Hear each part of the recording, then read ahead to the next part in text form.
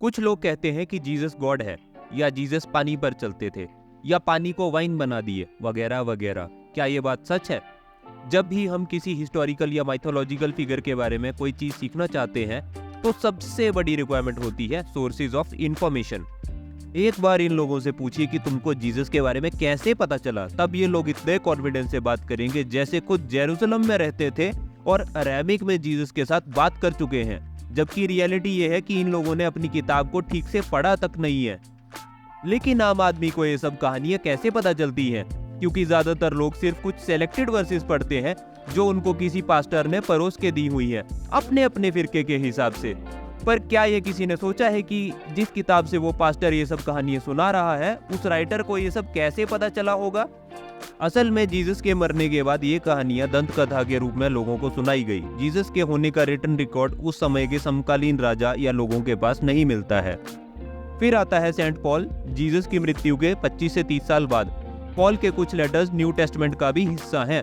लेकिन दिक्कत की बात यह है कि पॉल भी जीसस के बारे में कुछ खास नहीं जानता था। अगर ईसाइयों को बोला जाए कि पॉल ने जीसस के बारे में जो कुछ भी लिखा है वो एक पेज पर नोट डाउन करो, तो वो 3x5 के कार्ड में ही समा जाएगा। अरे तेरी भाई, ये रूम तो शुरू होते ही खत्म हो गया यार। हमारा असली सोर्स ऑफ इंफॉर्मेशन जीसस की लाइफ के बारे में जो है वो है गॉस्पेल्स। गॉस्पेल शब्द का मतलब होता है गुड न्यूज अबाउट जीसस, यानी कि जीसस के बारे में अच्छी खबर। और जीसस की लाइफ के बारे में सबसे पुराना सोर्स भी यही है। हम सिर्फ 4 गॉस्पेल्स पे चर्चा करेंगे, जो है Matthew, mark, Luke and John. इनमें से 2 आदमी जीसस के डिसाइपल थे। मैथ्यू एक टैक्स कलेक्टर था, जॉन 12 अपोस्टल्स में से एक और जेम्स का भाई था, और बाकी 2 लोग अपोस्टल्स के कंपेनियन थे।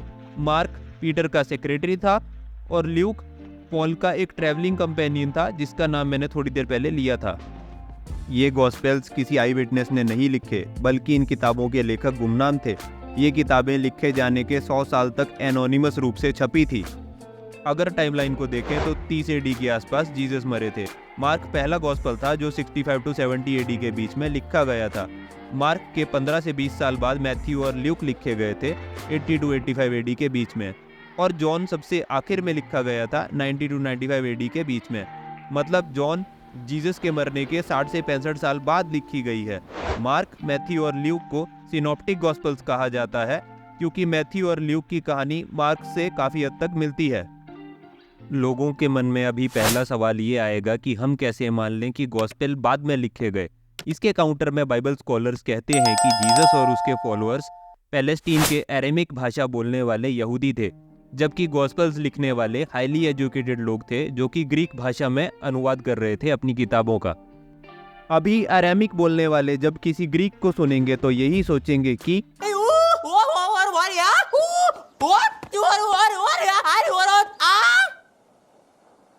क्या बोला? ये लेखक दुनिया के दूसरे हिस्से में थे जब उन्होंने गॉस्पेल लिखा। इनफैक्ट प्रोफेसर विलियम हैरिस, जो कि कोलंबिया यूनिवर्सिटी में पढ़ाते थे, उन्होंने अपनी 1989 की पुस्तक एंशिएंट लिटरेसी में लिखा है कि इंडस्ट्रियल रेवोल्यूशन से पहले सोसाइटी के पास पढ़ाई लिखाई करने के लिए अच्छे रिसोर्सेज या मोटिवेशन नहीं था, और उस टाइम एथेंस जैसे बड़े एजुकेशन हब में सिर्फ 10% लोग पढ़ना जानते थे, और वो भी अपर क्लास के एलिट्स थे, और मिडिल क्लास जैसी कोई चीज इंडस्ट्रियल रेवोल्यूशन से पहले नहीं थी। और ये भी सोचो कि दूसरे देश की भाषा के जानकार कितने होंगे, 1% से भी कम। अब मिसाल के लिए जीसस के अपोस्टल पीटर का नाम ले लेते हैं। इसे अपनी जेब में रख ले पीटर। अब ये ताला मैं तेरी जेब से चाबी निकाल कर ही खोलूंगा। पीटर एक फिशरमैन था जो केपरनॉम जैसे छोटे गांव से आता था। ये गांव गैलीली में पड़ता था। अमेरिकन आर्कियोलॉजिस्ट जोनाथन रीड ने अपनी डिस्कवरी में ये पाया कि केपरनॉम में कोई पब्लिक एजुकेशन सिस्टम नहीं था या कोई लाइब्रेरी नहीं थी। थोड़ी और इंक्वायरी करने पे पता चलता है कि वहाँ पे plaster surface, frescoes, marble mosaic जैसी कोई चीज़ नहीं मिलती जिससे एलीट क्लास के होने का पता चल सके। घर जो है वो पत्थरों के बने होते थे और उनके गैप्स मिट्टी या क्ले से भरे जाते थे, और घरों की छत सूखी घास या फिर दूसरी वेजिटेशन से बनाई जाती थी। ना ही उस गांव में जेंटाइल पॉपुलेशन होने के कोई सबूत मिलते हैं। रीड का कंक्लूजन यही है कि वहां के लोग प्रेडोमिनेटली इलिटरेट थे, यानी कि अनपढ़, गवार और देहाती। लेकिन ये बात क्रिश्चियन भी जानते होंगे, क्योंकि एक्ट्स के चैप्टर 4 में पीटर और उसके साथी जॉन दोनों को ग्रीक भाषा में अग्रम मतोई कहा गया है, जिसका मतलब होता है अनलेटर्ड या फिर इलिटरेट। जब कोई अनपढ़ आदमी एक किताब लिखता है तो उसमें किस तरह के कॉन्ट्रडिक्शन और गलतियां हो सकती है, ये आपको मैं एक एग्जाम्पल से समझाऊंगा। गॉस्पेल भरोसे लायक क्यों नहीं है, इसके लिए मैं आपको मैथ्यू के चैप्टर 25 से भेड़ और बकरी की कहानी सुनाऊंगा। यहाँ पर लिखा है कि सन ऑफ मैन लोगों को बांट देगा जैसे एक शेफर्ड बकरियों और भेड़ों को बांट देता है। भेड़ राइट साइड पे होगी और बकरी लेफ्ट साइड पे होगी। पहले वो भेड़ को स्वर्ग में आने के लिए मुबारक देता है। इसके बाद वो बकरी से बोलता है कि अप्रैल के बाद कौन सा महीना आता है? अरे वाह वाह वाह, एक बार और भैया, एक बार और। हाँ, एक और बार ले। जून से पहले कौन सा महीना? वो कहता है कि बकरी भी उस आग में हमेशा के लिए जलेगी जिसमें डेविल और उसके फरिश्ते जलेंगे, क्योंकि जब मैं भूखा था तब तुमने मुझे खाना नहीं दिया, जब मैं प्यासा था तब तुमने मुझे पानी या शराब नहीं पिलाई, और कभी अनजान आदमी को अपने घर पे नहीं बुलाया, नंगा था तब कपड़े नहीं दिए, बीमार था तब देखने नहीं आई। अरे ये बकरी है या डॉक्टर है?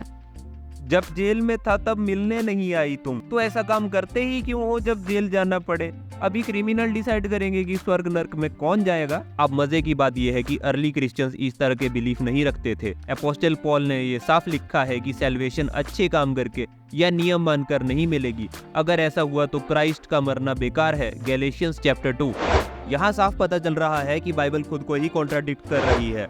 इसीलिए क्रिश्चियनिटी आज हजारों फिरकों में बटा हुआ है, क्योंकि गॉस्पेल का मैसेज करप्टेड और कॉन्ट्राडिक्टरी है। अब ऐसी किताब को मान के क्या फायदा जिसकी वजह से दुनिया में सिर्फ दुख, दर्द, तकलीफ और लड़ाई ही मिली हो। आज के लिए इतना ही, फिर मिलेंगे आपसे अगली बार। तब तक के लिए अपना प्यार बनाए रखिए। Like, share, subscribe and stay away from the rice cult.